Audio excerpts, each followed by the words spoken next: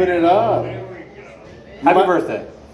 You might have to open it up for this next comic. Oh, yeah. Some people say he rambles, but tonight you can just call him Samar Talks.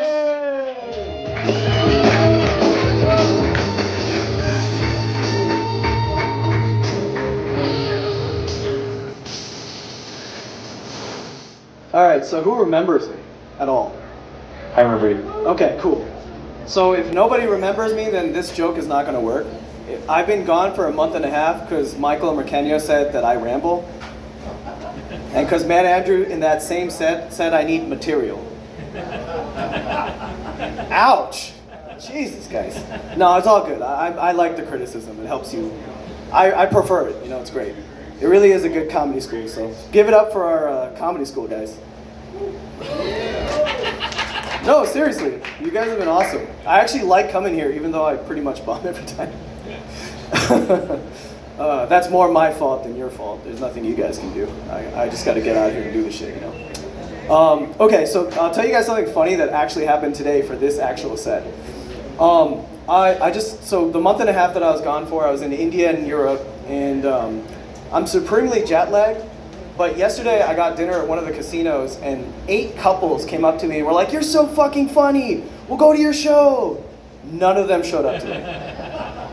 I came for them. I wasn't even gonna perform tonight. And it's just my luck that they were all like, "We're gonna come, we're on our way." Nobody came, including my wife. Quick comedy survey question. Does that happen to you guys? Oh, fuck. Shit. Okay, I didn't expect it to be that straightforward. Okay. It reminds me, like, I used to be an insurance agent, and, like, you find out how little people actually do what they say they're gonna do. Like, everyone be like, "Oh, I'll buy a fucking policy. I'm down. Let's do this shit." And, like, when it comes time to buying it, they don't answer their phone, they don't respond to their emails, they just disappear off the face of the planet. Feels like I was single again. Before texting. Texting is a whole nother animal with dating. What the fuck?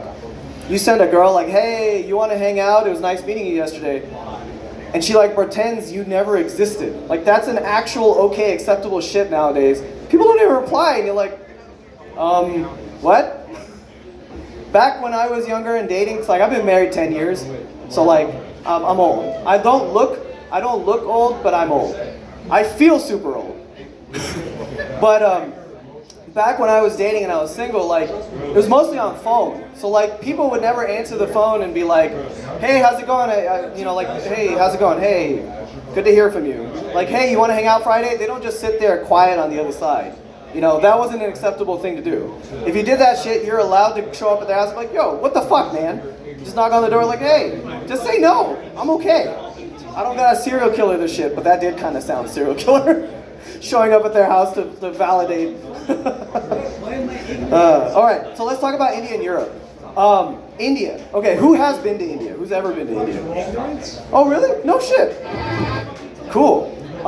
So India's a weird place because it's like, I don't know if you guys heard of this phrase, but it's like you can take the person out of India, but you can't take India out of the person.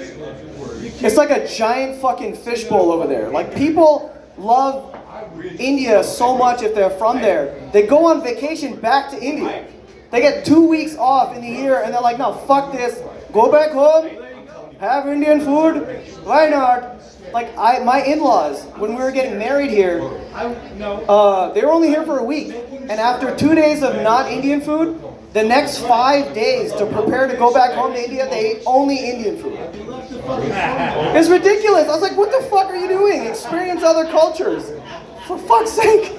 It's so like crazy and like, and they're immune to shit. Like my wife did this on the plane rides. People are coughing up a motherfucking storm on the Indian flights, like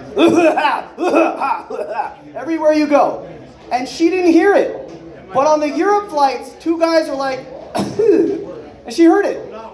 They just tune it out if it's Indian. They're like, "It's fucking fine. Don't worry about it.